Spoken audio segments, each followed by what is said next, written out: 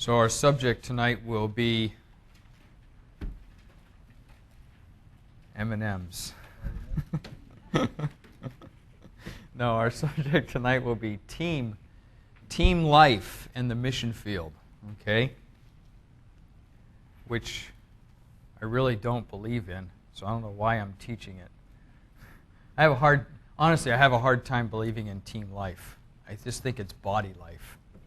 I think that one of the most devastating or detrimental things on a mission field is to divide the two. You have the team over here, and then you have the rest of the church over here.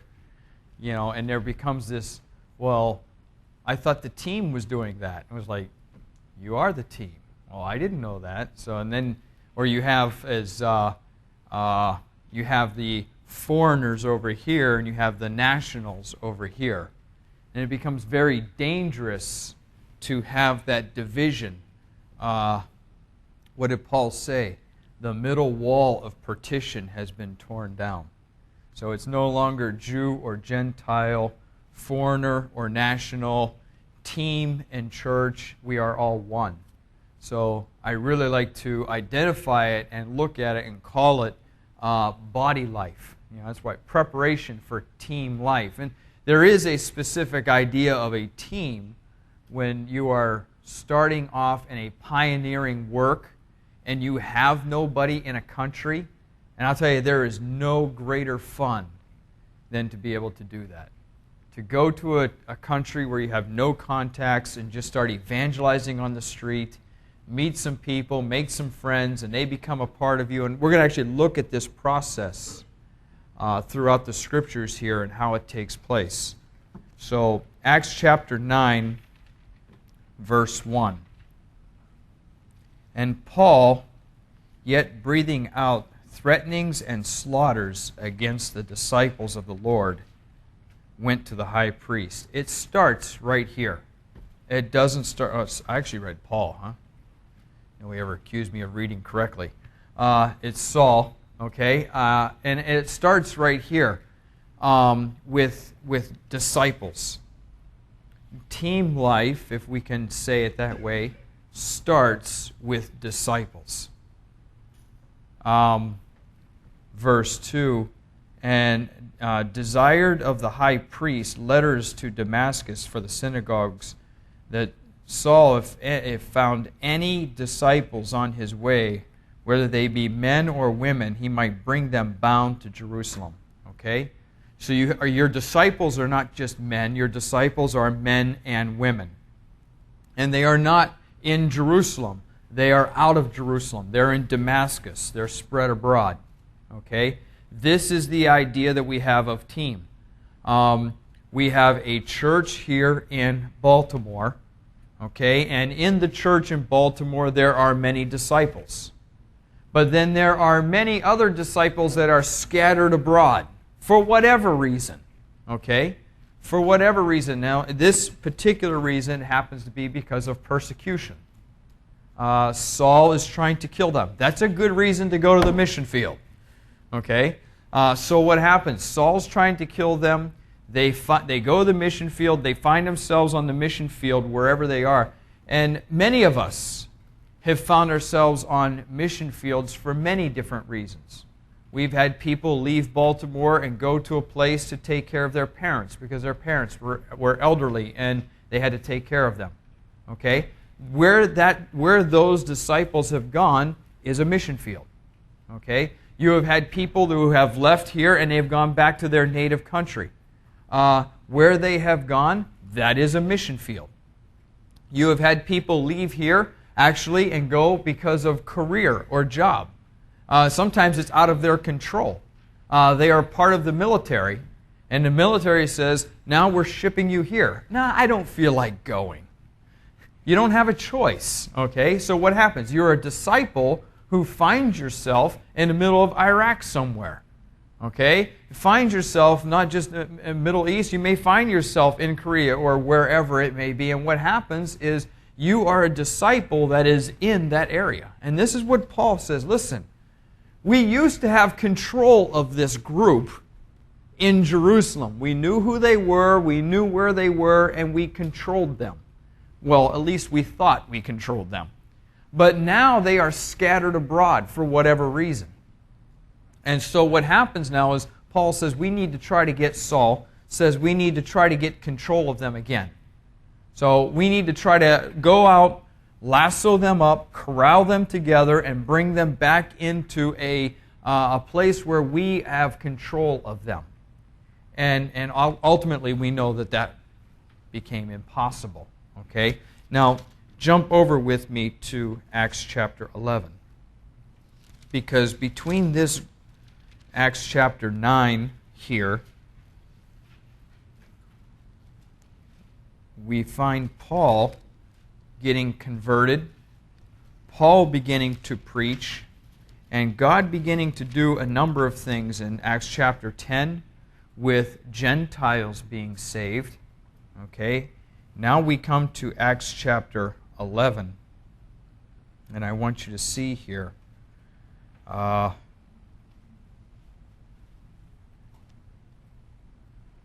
verse 19. Now they which were scattered abroad upon the persecution. This is dealing with the persecution back in Acts chapter 9, verse 1. It's like you have Acts chapter 9, verses 1 and 2, and you literally could say this is like verse 3 of Acts chapter 9. Paul says, I need letters of the high priest to go to the areas abroad where these people are scattered. Now they which were scattered abroad because of the persecution that arose about Stephen traveled as far as Phoenix and Cyprus and Antioch, preaching the word to none but Jews only. Okay? So, number one, Acts chapter 9, you have disciples. Number two, Acts 11:19, those disciples are scattered. This is God's way of sowing. You won't go, I'll force you to go. Okay? So, same type of principle. Abraham, leave your family, leave your home, leave your culture, and I want you to go. And what happens? Abraham goes part way and goes, I can make you go the rest of the way. It may take a little while, but I'll get you there. All right? Go. All right? And so what happens is we have this same idea. God has a way of moving us even when we don't want to be moved. Now, it may be because we're looking over our shoulder and we're running from something, okay? But He will get us to be moving, to get us to move. Not only were they scattered, but in verse 19 also, they were persecuted. They were persecuted. If you are going to be a disciple, along with that comes the brand or the mark of persecution. Okay? Every one of the disciples died a martyr's death outside of John the Apostle. And the only reason John the Apostle wasn't martyred was because they couldn't kill him. They tried. Okay? They boiled him in oil. When they realized he wouldn't die that way, after they beat him, they banished him to a remote island of Patmos, where he began to see strange visions. Only they weren't really strange visions, they were from God. Okay? And then he ends up going back and pastoring the church of Ephesus, which he formerly pastored. So he's the only one. But he had persecution. And all throughout church history, we see disciples being persecuted. What was it? Was it Huss? Was it Huss that they killed him? Then after they killed him, they dug up his bones, right? And they burned him again and threw him in the river. It's like, the guy's already dead. It's like, we don't want any evidence that this guy ever lived. Well, sorry about that. There is evidence in heaven that he existed, okay? So what happens here is persecution, knowing that you are going to go to a country, you're going to be scattered abroad, and if you're going to be a disciple, you will come across persecution. And we know Paul gave his list of his different persecutions. Beaten with rods, imprisoned, shipwrecked, sick unto death, betrayed. All the different things he went through. Okay, stoned to death. It's funny because not too long ago, Pastor Schbelly and I were talking about the different things that we've gone through. There's nothing like waking up in the morning and walking into your office and going, why are my work gloves lying on the floor? And you go to pick them up and you go to throw them on your toolbox and it's gone. You think, somebody must have taken my toolbox. And you're thinking somebody on the team must have taken my toolbox. And then you go to reach up and hit the shortwave radio so you can get the news for the day, and it's gone. You're like, now that's really strange. And you look over and the window is completely missing out of the wall. And you're like, now that is really strange. And you realize someone was in, it's like the little bears, someone was in my house last night. It's like everything is gone. That was in Ghana. And the funny thing is, we knew who did it. Uganda, Pastor Schbelly starts knocking on my door early in the morning. He says, get out here now. I thought, oh, what did I do now? And I come walking out, he goes, what do you got to say about this? I went, wow, we've lived here a long time. I don't know, what do you want me to say? He goes, everything's gone. I was like, oh yeah, I didn't even notice. Everything's gone. I was like, I don't know, what do you want me to say? Needs a paint job? I was like, what? He goes, everything's gone. I was like, oh yeah, you're right, everything is gone. We're sleeping in the house and they went in and chloroformed the house and everything's gone. You wake up in the morning and it's all gone. Or when you are there and you're evangelizing on the street and you can sense that the tension and the warfare is really difficult, and that day you know that the atmosphere is energized, and you're evangelizing, and next thing you know, you see little Linda Schbelly into an argument with Rastafarians. And it's like, oh, here we go. And just at that point, there's a car accident at the intersection where you're evangelizing. And then people are fighting. There's literally a fist fight that breaks out, and we're thinking, wow, this is pretty energetic. Is that me? Okay, this is pretty energetic today. Like, what the heck is going on here? And then Linda pulls out, little Linda pulls out her mace, and they take off running, and, Then the police come, and when the police come, everybody has to go to the police station, and the Rastafarians are trying to explain what happened. And they said, she has some kind of spray that makes our skin burn. She has some kind of power that's making our skin burn. And the police are like, what are you talking about? She's making your skin burn. Yes, she has a liquid. It's making our skin burn. And it's like Linda pulls out like some kind of like perfume or something. It's like everything smells nice. That's all I have.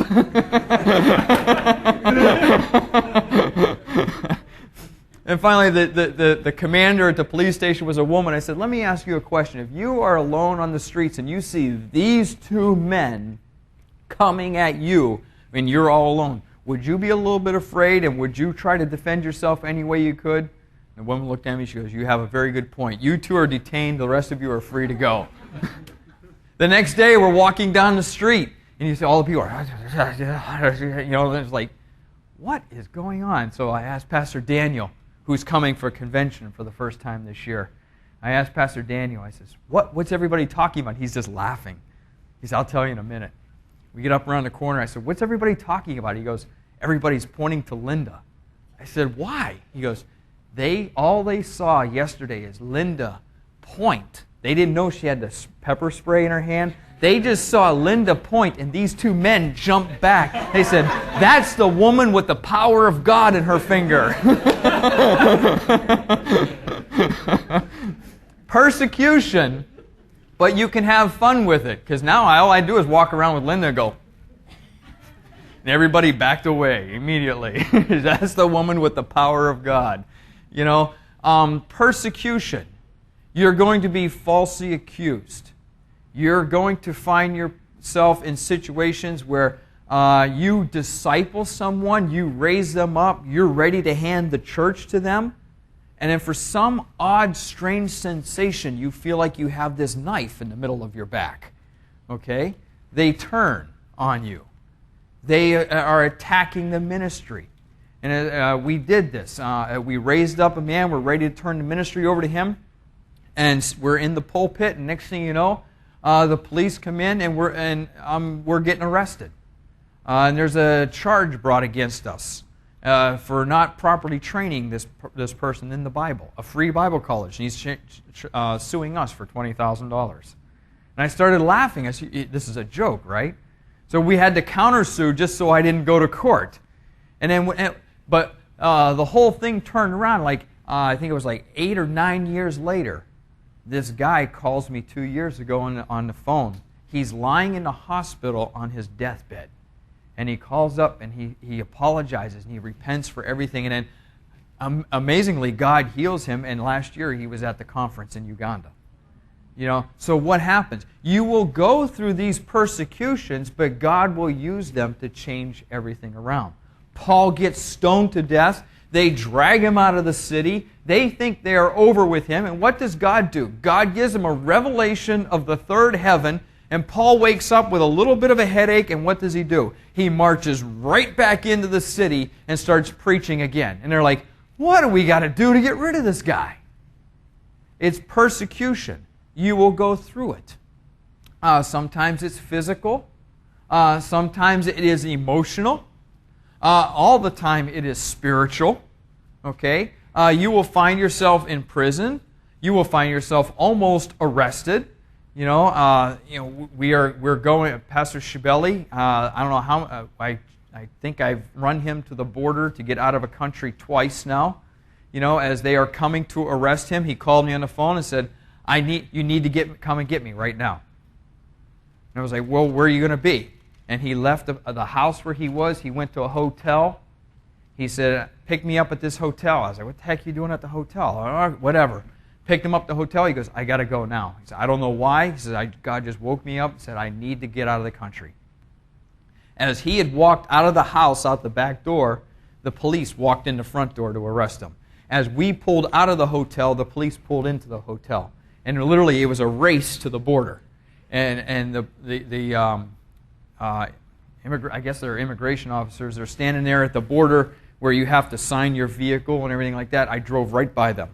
Right past the Ghana border, right up to the Togo border. Pastor Shibeli and Linda got out with their luggage and walked across, and I drove back, and they were like, "You didn't stop for us." I said, I beg, I'm sorry, I didn't realize this. I'm coming back now to take care of all the paperwork. They said, "So you go to that building and you do it." Okay. And then we just kept driving back to Tama.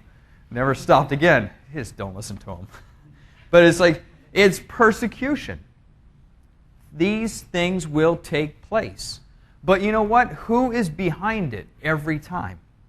God is. God. He may not be the one doing it, but He is the one who is allowing it. When it's never flesh and blood, it's principalities and powers. And we understand that. Now let's take this big persecution. Let's take Saul breathing threatenings and slaughters against the church.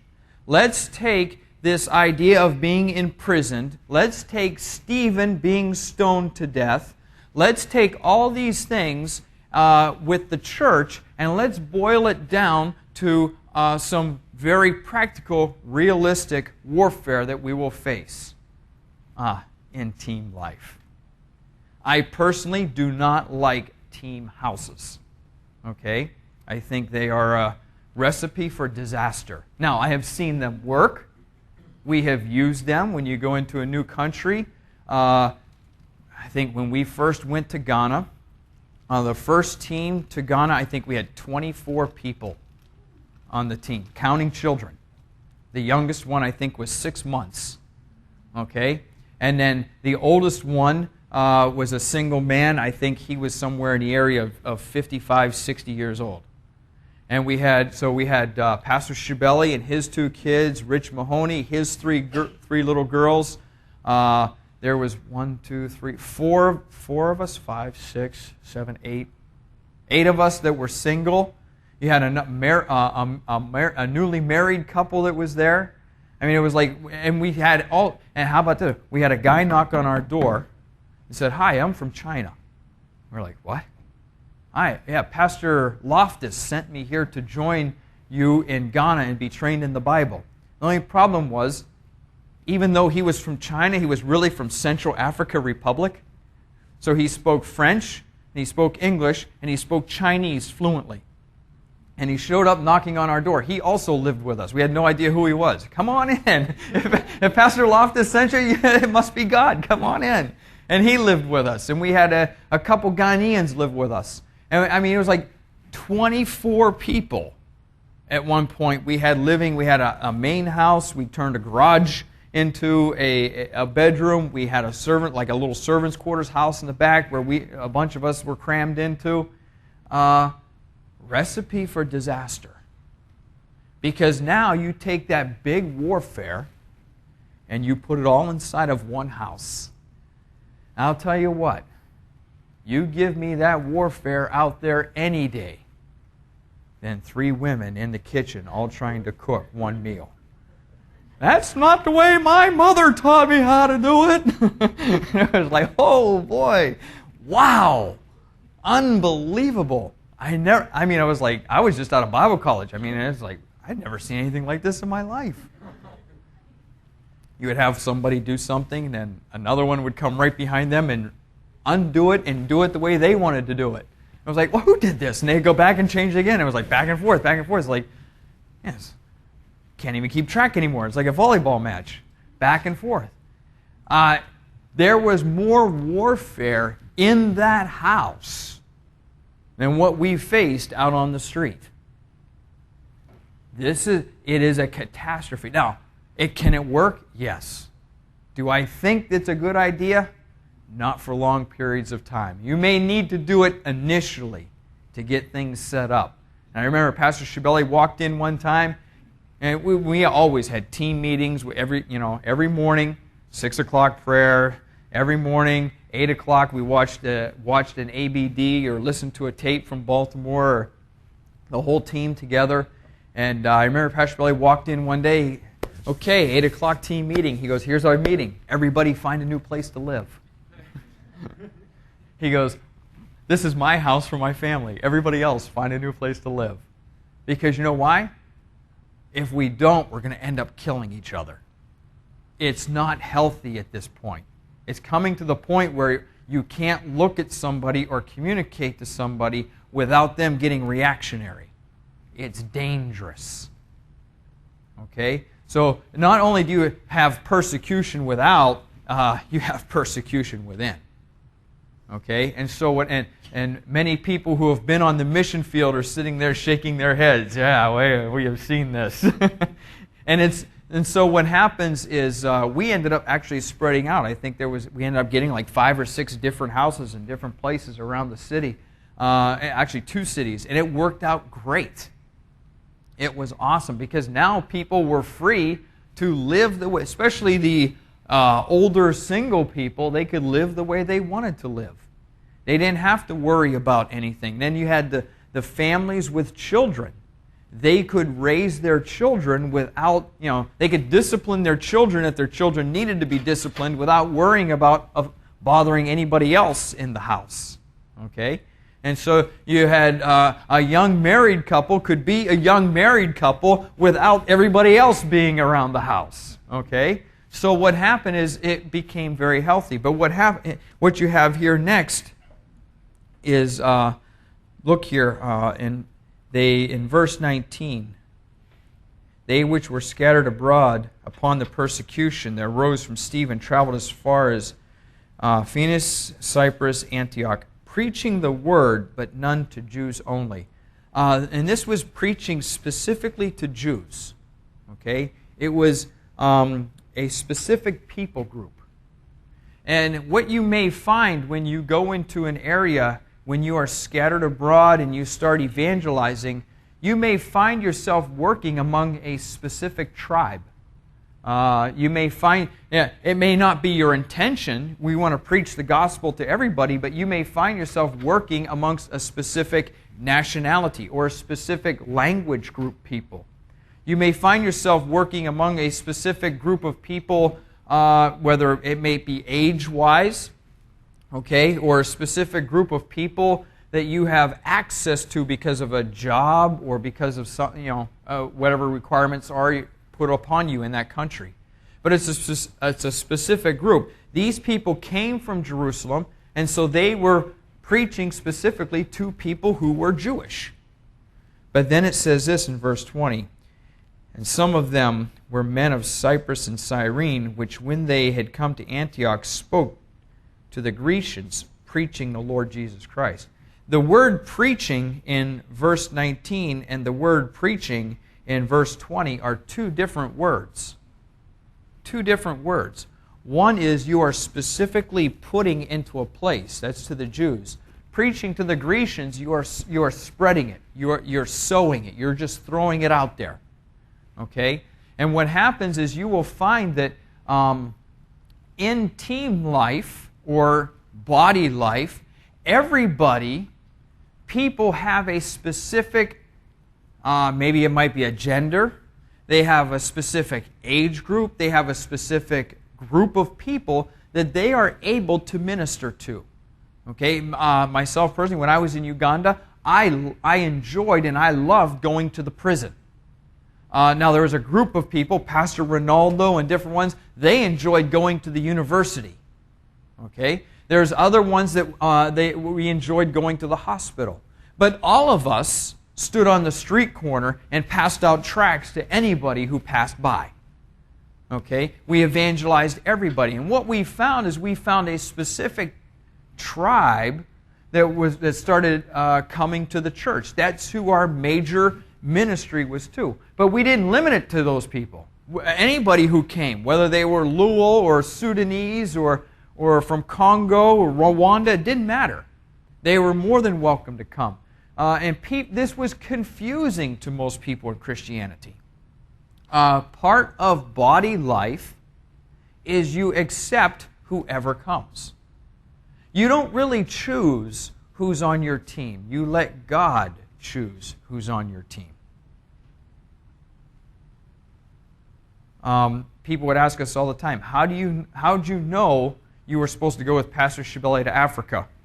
I don't know. Ask that question to Pastor Schaller. He's the one who told me to go.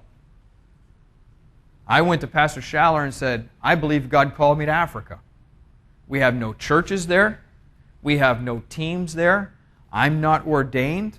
I'm not going by myself. What should I do? You're the missions director. At that time, Pastor Schaller was missions director. I said, you're the missions director. What should I do? He said, Pastor Shibeli's going there. Go with him. I was like, oh, great. Who's Pastor Shibeli? I had no clue. Never met the man before. It was Pastor T.J. Hassler who introduced me to him. And we sat there and talked for about 2.5 hours while he had typhoid fever in a hotel, at a bar room actually, in the hotel. We sat there at the bar drinking 7-Up and Coca-Cola talking about Africa. You know, it was like, all I knew is God called me to Africa. God put me on His team. God called him to Africa. God assembled his team. In the same way it happened with Uganda. Him and I, one day, we were individually, separately, we were praying. God used us to do this work in West Africa. What about the rest of Africa? We've been now in the States for 3 or 4 years. And he came to me one night. He says, I got to talk to you. I says, when are we going to go to East Africa? He goes, that's what I want to talk to you about. He goes, are you serious? I said, I've been praying about it. He goes, then let's do it. And we made a trip there, and it was like, okay, God, you put together this team.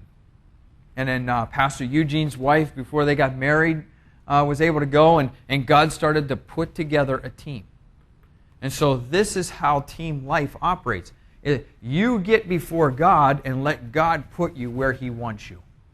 He puts us together in the body. And what happens is when He puts us together in the body, He uses us with our strengths and our gifts to complement the body. And so what happens, some people will have a ministry to working with young children. That is not me. Okay? I do not have the patience, and I just find it very frustrating to work with little children. Now, my nephews and nieces are fine, and that's different. And when I find myself tired of them, I just jump in the car and go home. Okay? It's very simple. I was like, okay, let's go play hide and seek in the woods. All right? I'm going to go hide. You guys come and find me. And I just double back, come in the front door, and sit down and start watching the game. They're all out in the woods trying to find me. You know, it's very simple. And so what happens here is God puts together the team. People have strengths. You need someone that can work with children. You need a mature woman that will disciple women. You need a young person, a younger adult, that will be able to work with university people. You need someone who is able to take time and be patient with elderly people. You need people who is a teacher of the Bible, and you need people who have a ministry of compassion. They never find any wrong with anybody. Okay, you need people that have different ministries, because you can't, as a pastor, you can't do everything. You can't minister specifically to everybody. And so what happens is God uniquely puts people together on a team in a body so that everybody can be ministered to. And so what happens is, like, there was one person that Pastor Shabili and I had a very difficult time with in Uganda. And I remember Linda always going, be patient with them. Be patient with them. And it'd be like, yeah, how long is it going to take? They don't get it. They're a little thick. You know, it's like we can't spell it out any easier. Be patient with them. And it was like, okay, you know, all right, she's right. She's right. Everybody doesn't operate at our speed. Take time. You know, and so what happens is you have God puts people together according to their own gifts. Then you have here, verse 21. And the hand of the Lord was with them, and a great number believed and turned to the Lord. When you operate as a unit, when you operate as a team, or we can say as a body, together, everyone having their own unique individual ministry, you will see God bringing believers together. A great number will believe. I remember when we were first in Uganda, it seemed like we were always 20 people, 40 people, 20 people, 50 people, 20 people, 10 people. You know, it'd be like this up and down, up and down. And then all of a sudden, you know, it's like you reached, 50 people, 55 people. It's like, yes, 56 people. Do I hear 57? You know, you're like, yeah, it's growing, you know. And then all of a sudden, out of nowhere, it was like we had 80 people. It was like, wait a minute, whoa, what happened to the 60s and 70s? Weren't they great years? I don't know. I don't remember them. It's like, what happened to, it's like we just went from 50 to 80 people, and then we went from 80 people to 100 people. It was like just out of nowhere, people just started coming. It wasn't necessarily us if we can decipher here, the team that was bringing people. It was the body that was bringing people. It was the disciples that we were raising up that were bringing people. Who is this? Oh, I work with them. I told them about our church. They wanted to come and see. I was telling this person at school about the message that was preached on Wednesday night, and they wanted to come and hear the message for themselves.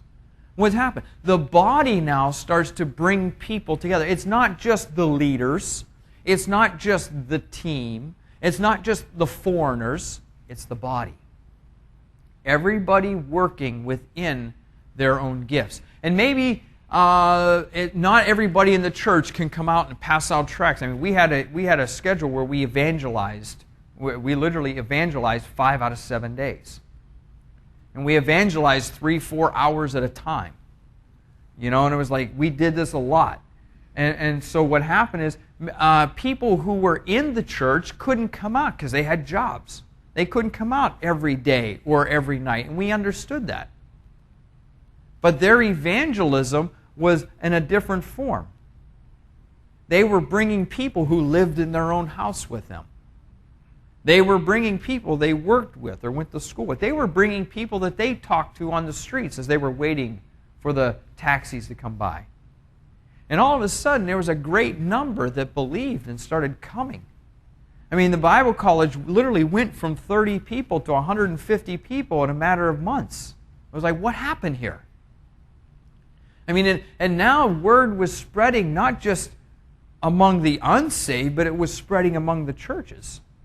You know, and I had to be very careful to make sure. You know, I was like, listen, I had to go to different pastors. I'm not trying to, your people. I don't want them coming to our church. They're welcome to come to Bible school, and we had pastors who would be coming to the Bible school, and they would be bringing their people. And so what happened is, it grew tremendously. There were believers, and look what it says here in verse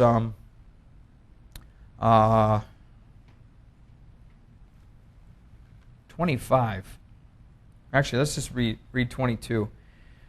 Verse 22, and the tidings of these things came upon the ears of the church who was at Jerusalem. They sent forth Barnabas that he should go as far as Antioch. When Barnabas came, he had seen the grace of God and was glad, and exhorted them all, that with purpose of heart they would cleave unto the Lord. He was a good man, full of the Holy Spirit and full of faith, and much people were added unto the Lord. Now, Martin Luther said this is the greatest verse in the whole Bible. And then departed Barnabas to Tarsus to seek for Saul. He said Martin Luther said this verse changed Christianity forever. Because at this point in Tarsus, Saul was doing nothing for God. He may have had something going on, but he was not under the covering of the church. He was not in the body, operating in the body. He was independent. And when Barnabas had found Saul, he brought him to Antioch. And it came to pass that whole year they assembled themselves as the church. Some of your translations would say, with the church. It's as the church. The next year, you had believers, you had disciples, adding believers, and then all of a sudden, you have a church. How does it start? You have disciples who go out on the street, start passing out tracts, they're evangelizing. You have people who come to the Lord, and what do? You start a Bible study. You find somebody's house. You find a library. Okay, you find a Chick-fil-A somewhere. Okay, you find some pizza shop. You find somewhere. Pastor George Armin, when I went to Croatia, there was a little coffee shop we gathered in, and everybody had to.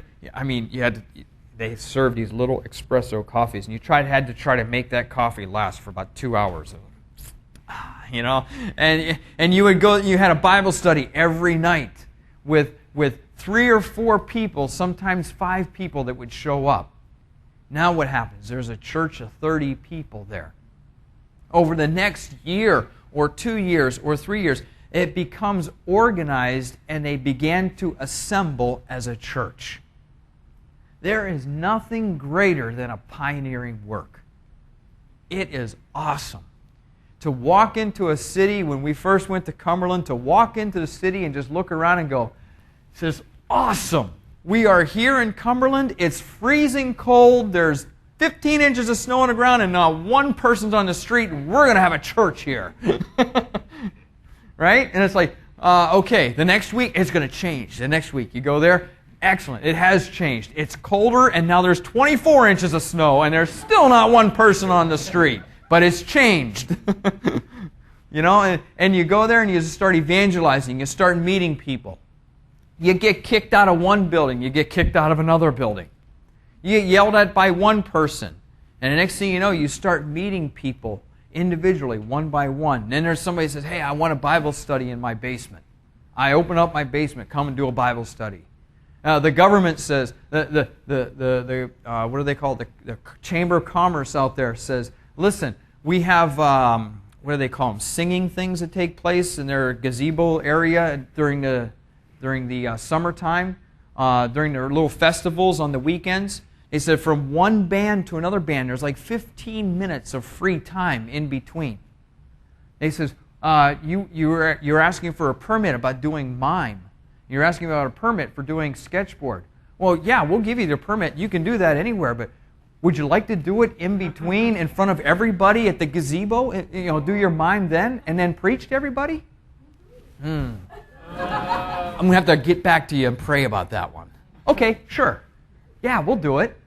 We'll do mime. We'll do sketchboard on the weekends in between these two groups, whoever they are, so that we can preach to everybody. It's an open door. And what happens? God begins to assemble and bring people together. And next thing you know, there will be a church service. And it won't be just a church there. It'll be we're looking to have a Bible college out there, a free Bible college where we can train people there and then send people, because we're right on the border of West Virginia. We're 15 minutes from Pennsylvania, 40 minutes from Ohio, 40 minutes from Virginia, and use that as a launching pad into these other states, going west, as Pastor Schaller wants to do. So what happens? It's happening. It's beginning. Is it a lot of groundbreaking work? Yeah. Is it 2.5-hour drive out there every day? Yeah. Oh yeah, and 2.5 hours back. And it's like, yeah, it is. But what happens? God begins to do a work. And so they began to assemble for a whole year as a church, and they taught much people. They taught people. They didn't assemble together as a church just for fellowship. There was a purpose behind it. They taught people.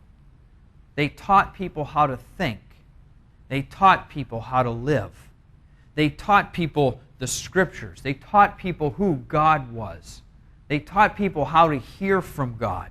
They taught people how to walk with God. They taught people how to have a vision from God.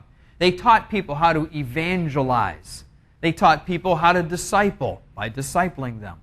And what happened? They literally, teaching them means you take them by the hand and walk through it with them. Pastor Schaller, I remember he did this to me. I was still in Bible college, and I wanted to go to the Iron Curtain and smuggle Bibles into the Iron Curtain, former Yugoslavia, is where I wanted to go, University of Belgrade. And but I knew, actually, after then I'd taken a trip to Africa, and I knew God called me to Africa, but I wanted to test the call. And my father called me one day and said, I'm taking the whole family to the conference in Helsinki, Finland. You want to go? I was like, okay. And so I immediately called Pastor Schaller. I said, is there any kind of trip going to Russia or anywhere else smuggling Bibles? He goes, yep, there is. I said, put me on the list. And we went and we were smuggling Bibles into Russia. But on the way back, we were in Finland. I'm still in Bible college, and Pastor Schaller walked up and he goes, hey, want to go soul winning with me? I was like, wow, I get to go soul winning with Pastor Schaller. Yeah, that's awesome, sure. And we walked out into this, it was like 40 of us that went soul winning, We walked out into this square, and we started, I had a couple tracts with me. He goes, can you read those? I was like, they're in Finnish. He goes, yeah, I don't know what they say either. He goes, well, let's go soul winning. We walked up to somebody. He goes, hey, here, we got somebody. He goes, hey, come here, I got to talk to you. The guy comes over and he goes, all right, go ahead and talk to him. I'll translate. I'm like, I'm actually supposed to be learning from you. I want to see how you do this. Oh, if I say it in Finnish, it ain't going to help you any. You're not going to know what I'm saying. You talk to him, I'll translate. It was like, hi. You're supposed to translate. And Pastor Schaller, he's like, hi. It's like, I thought you were going to translate in Finnish. He goes, that could be a problem. I don't know it as well as I think I do sometimes. It'll come. You just start talking. It'll come. We stood there for about 15 or 20 minutes trying to talk to this guy. But what was he doing? He had me out there discipling me in how to disciple people. So what happened? We went to Africa, and I said, hey, you want to go soul winning with me? Yeah, let's go. We go soul winning, and we're going to pass out some tracts. I say, all right, go ahead and talk to him, and I'll translate. He goes, I know the language. I was like, yeah, could be a problem, huh? I'll talk to him, and you translate. How about that? and what happened? We got him involved in evangelism through translation. How many people we have pulled in off the street? Hey, do you know English? Yeah, come here. Can you translate something for me? I don't even know who the guy is. And the guy's standing there translating the gospel to somebody, and he doesn't even know Christ himself. And the guy walks away, and the guy looks and says, that was amazing. Is this just for him, or is it for me too? Just for him, sorry. No, of course it's for you. Yeah, and you start talking, come to find out, he's actually the guy that you should have been witnessing to the whole time. What is it? It is you disciple by example. Hey, I'm going on a mission trip. You want to go? Well, where's it go? I don't know. What's it entail? We'll find out as we go. You just want to go? Let's go. You know, it's like, I'm taking a trip for a weekend when I was in Bible college. Hey, we're going for a weekend to Millport, New York. Want to go? Sure. Let's go. And you know, you jump in a vehicle, 4 or 5 of you, 15 of you, and you jump in a vehicle and you take off. Hey, I'm going to Montreal. Want to go? Sure. When we leaving? At that time, class got over like 10 o'clock at night. He goes, 10 o'clock at night. That'll put us in about 11 o'clock in the morning. I'm like, oh, okay. Oh, by the way, can you drive? I'm like, really? Sure. Yeah, I'd love to. You jump in a van, 17 of us, people from Finland. I have no idea who's in the van. We take off, midnight. It's like 2 o'clock in the morning, driving through Pennsylvania. Dad, I hit a deer. I mean, I was like 85 miles an hour. Like, I'm thinking, 11 o'clock? I can get there sooner than that. Everybody's sound asleep. I can get there sooner than that. And there was this little MG. Is that what little sports car? It was following me, and we're flying up the road. And I was going about 85 miles an hour. And I looked in my mirror to see if the car was still there. And when I looked back, there was just a herd of deer all over the road. I was like, oh. And I slammed on the brakes, and I cut the wheel one way. I missed one deer, and I cut back the other way, and missed another deer, and then hit another one, like head on. I mean, it was, Pastor, I was like, what happened? The mirror broke off, and somebody in the back seat, it hit him in the head. The mirror just broke off the window and hit somebody. I don't know if it was Pastor Matti or who it was. I remember Pastor Matti handing me the mirror back on the highway. And, it was like, you got out there, the whole front end of the van was crushed in. Radiator fluid leak. Guys, everybody get back in the van. We got to get to the next exit. It's freezing out here. We drove to the next exit. And then I called Scotty Dubé. And I woke him up early in a Saturday morning. I said, hey. He said, what? I said, grab my checkbook and meet me up come up and meet me here. We got to put a new radiator and a new bumper on my van. So we had called Pastor Ray Kosiolek. We said, hey, we're not going to make Montreal. Let's go to Carlisle for the weekend. So Pastor Ray came up with a bus and picked everybody up and drove them back to Carlisle for the weekend. Scotty Dubé came up and was run off the road by a tractor trailer. Almost rolled his car into a ditch. The whole side of his car was all tore up. Tractor trailer kept going. So he come up, we changed the radiator, changed the bumper, drove to Carlisle, Pennsylvania, and we had a great time. One thing I remember, Pastor Schaller was knocking on, he says, let's go knocking on doors.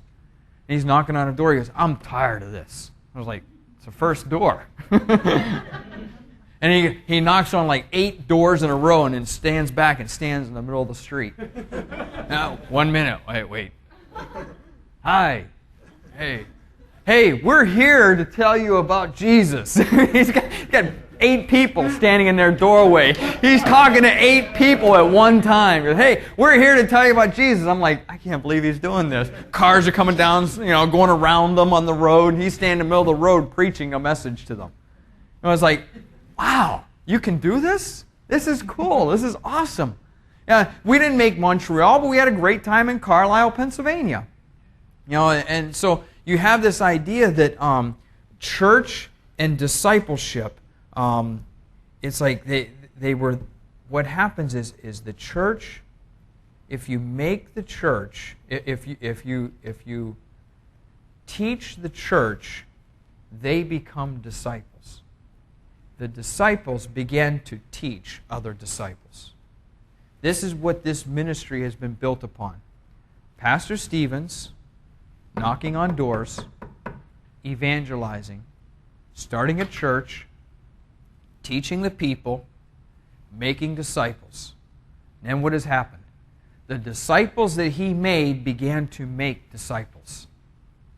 Pastor Stevens is not with us today, but what happens? The same principles apply.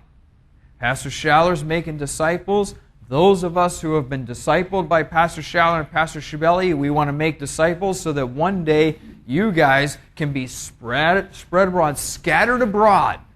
Whether it's going to Hungary, or whether it's Paul in Benin, or Stefan in Germany, or wherever it is, all around the world, you are scattered abroad. You began to make disciples. Believers come in, churches are begin to meet, people are taught, disciples are made, and the whole process starts all over again. That church in Ghana with 24 people. The first message I heard Pastor Schibelli preach in Ghana, he said, we are going to go into every country in Africa and carry this message. And I was like, there's 17 people here. At that time, 51 countries. Wow, this guy's crazy. Like, yeah, great idea, Pastor Schaller. Join his team. He can't even count. 51 countries, 17 people. You know what? Yeah, this may not happen overnight. Today, we're in 19 countries in Africa. Those 17 people are over 10,000 people. That one Bible college is now 30 Bible colleges. That one ordained pastor is now 40-some ordained pastors all over Africa. How? Same principle. Same principle we see here. People are scattered abroad. You share the gospel. Believers come in. You assemble together. Churches are made. You teach the people. You disciple the people. And the people that are discipled start the process all over again. It works. That's team life. It's body life. It's not team life. It's body life. I have met missionaries on the mission field who did not have body life. And you know what? Their life on the mission field is boring. Their life on the mission field, they can't wait to get off of it. They're tired. They're exhausted. The warfare that they face outside wears them down. And that's what Satan wants to do. He wants to wear down the saints. And so we have a church, and next thing I know, it's like, what's going on here? Uganda, we had at one point 14 or 15 missionaries from other churches and other organizations coming to our church. I called them all aside one day. I said, this isn't right. You are here supposed to be starting a church for this organization, and you're teaching in this organization's school, and why are you guys coming to church here? They said, you don't understand. There's life here. We don't have that. You know what we get? You know what we get from our church every month? A check. Yay. They said, thank God for it. You know what you get? You get phone calls. You get letters. You get emails. You get doctrine booklets. You get messages sent to you. At that point, we were getting the tape messages. You get messages. Every message that is preached, you get sent to you. It says, you get people that come and visit you. That's life. You have something. People want to come. We need to come here and get energized, refreshed. This is a safety place for us. I know we represent another organization, but the one that really but aren't we still all one in Christ? And I was like, no. Yeah. Of course we are. Of course we are. You know, it was like it was like, and the one girl, I remember the one girl saying, of all the different preachers that we've gone to and we've heard, you remind us the most of our pastor back home. We need to be fed also. And it's like, what happens? Even when you go out on the mission field, you are not separate. You may be on a body there, a local assembly, but you're not separated from this ministry here, from where you're sent out from. You're not set. We are all together. You also need to be fed. Getting the messages. It's pretty easy now with the internet. Punching in online on the internet, listening to the message, watching live. We need to be fed also. And so what happens here is you have this, and we'll take a break here. But look what it says. They assembled a whole year as a church and taught much people. And the disciples were first called Christians in Antioch. Christians.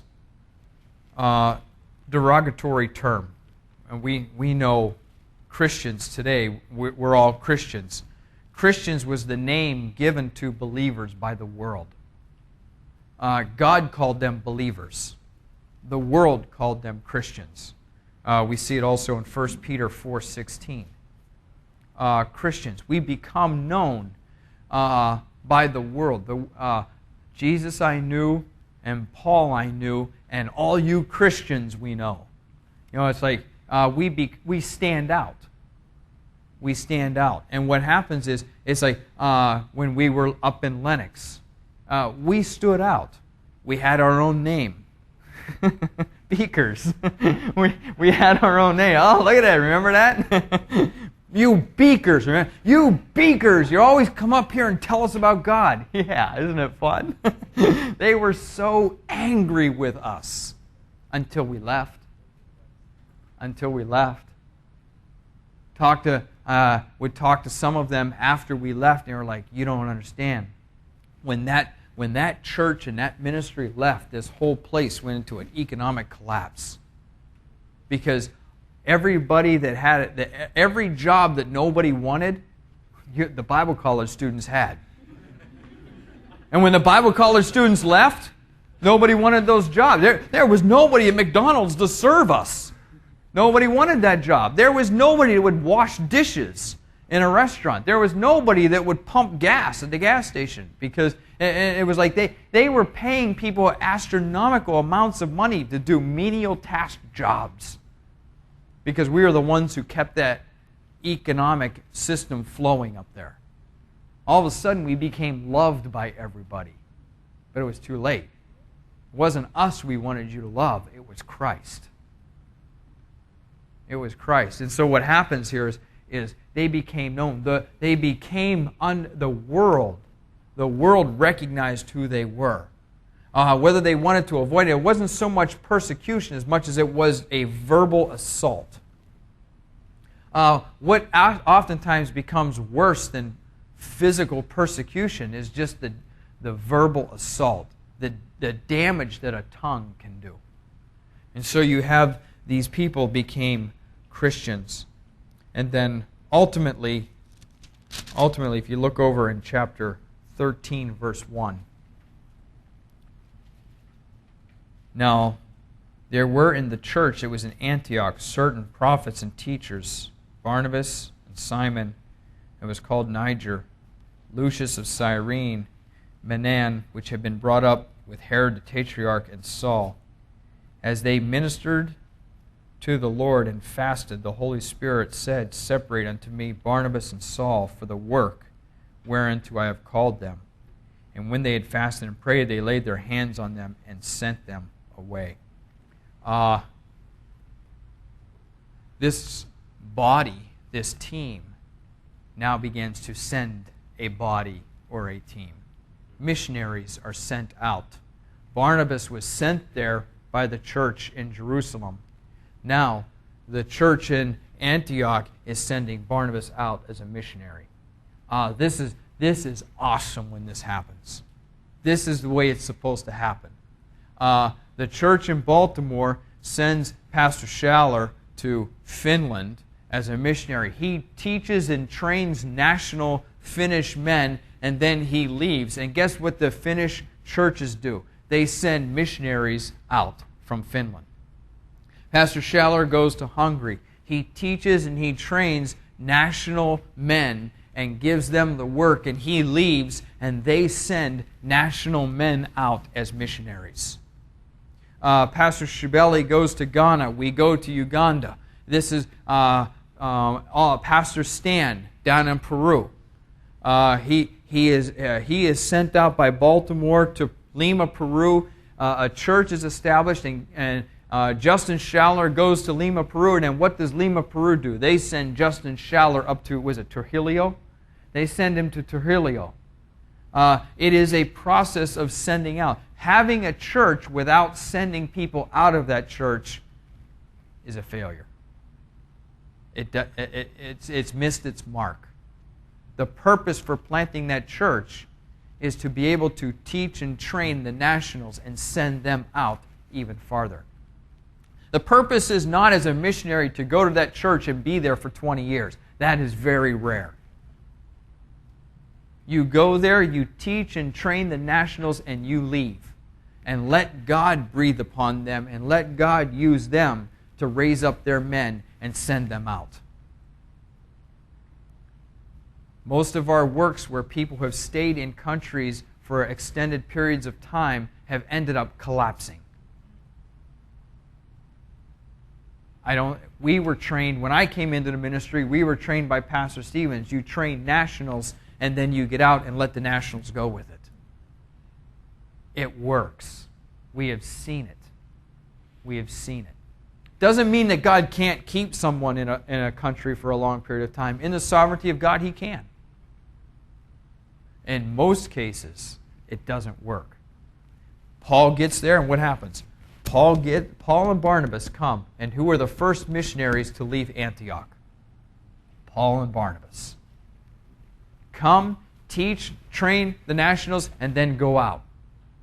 And what happens to those men? We know the church in Antioch sends other missionaries out too in church history. It's not they were the first ones, but not the only ones. Okay, let's take a 5-minute break, and we'll come back and wrap up.